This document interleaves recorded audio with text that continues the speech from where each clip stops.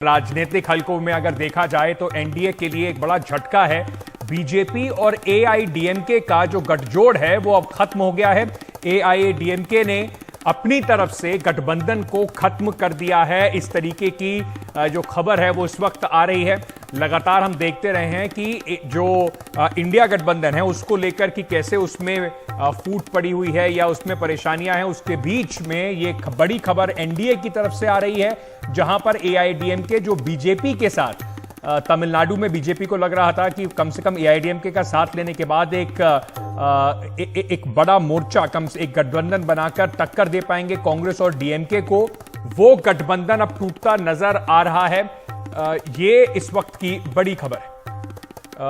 इस वक्त हमारे सहयोगी अखिलेश शर्मा हमारे साथ जुड़ रहे हैं। अखिलेश जी, सबसे पहले मैं आपसे ये पूछना चाहता हूं, क्या कारण रहा है एआईडीएमके का ये गठबंधन खत्म करने का?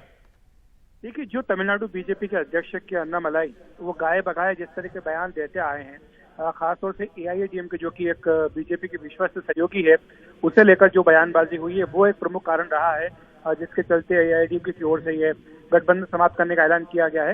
हालांकि यहाँ जो हमारी बीजेपी नेताओं से बात हुई है, उनका ये कहना है कि ये एक स्थानीय स्तर का मामला है, जो मतभेद है उनको सुलझाने का पूरा प्रयास किया जाएगा।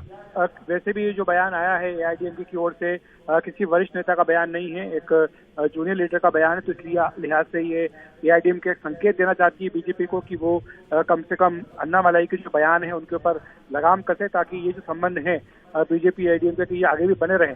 मैं आपको बता दूं कि बीजेपी एआईडीएमके के बीच में जो जहां तक सीटों का बंटवारे का सवाल ये तय पहले ही हो चुका है। कुछ दिनों पहले जब पळनिस्वामी जब दिल्ली आए थे, यहाँ उनकी गृहमंत्री अमित शाह से मुलाकात हुई थी और मोटे तौर पर बीजेपी की जो वहाँ पर तमिलनाडु में सहयोगी पार्टियां हैं उनके साथ लोकसभा की सीटों का तालमेल और बंटवारा भी हो चुका है। तो ऐसे में अब ये निश्चित तौर पर एक सवाल खड़ा करेगा, जिस तरह का बयान एआईडीएमके की ओर से आया है कि क्या वाकई एआईडीएमके गंभीर है इस गठबंधन को तोड़ने के लिए, या फिर वो केवल जो तमिलनाडु बीजेपी के अध्यक्ष हैं उनके बयानों से नाराज है और उनको एक संदेश देना चाहती है कि उनके रहते हुए शायद ये गठबंधन ना हो पाए। तो जाहिर सी बात है कि इसमें जो केंद्रीय नेतृत्व है बीजेपी का, उसको पहल करनी होगी ताकि ये जो गठबंधन है बना रहे। और बीजेपी को जरूरत भी है एआईडीएमके की, क्योंकि अभी संसद का विशेष सत्र चल रहा है, माना जा रहा है कि कोई बड़ा बिल सरकार यहाँ पर लेके आ सकती है। तो ऐसे में एक एक वोट कीमती है, कम से कम राज्यसभा में, तो इस लिहाज से बीजेपी को एआईडीएमके की जरूरत रहेगी और इसलिए ये जो मतभेद है इसको सुलझाने का प्रयास भी बीजेपी अपनी ओर से करेगी।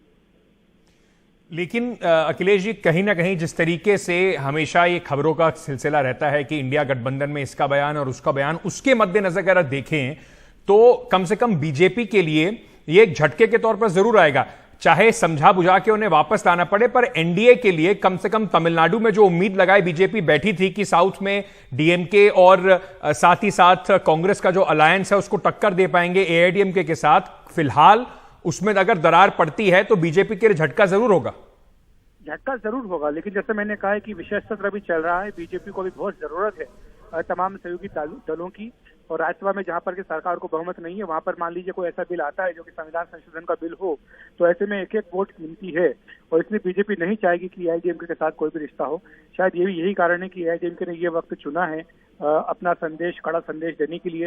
एआईडीएमके दरअसल ये चाहती है कि जो तमिलनाडु बीजेपी के अध्यक्ष हैं के अन्नामलाई, वो अपनी बयानबाजी पर काबू पाएं। लगातार जिस तरह के उनके बयान आते हैं वो केवल डीएमके के खिलाफ नहीं होते हैं, बल्कि एआईडीएमके के भी खिलाफ कई बार हो जाते हैं।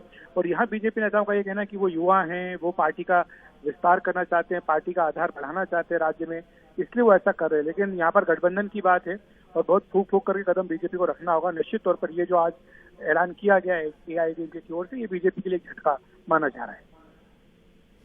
बहुत बहुत शुक्रिया हमारे साथ जुड़ने के लिए।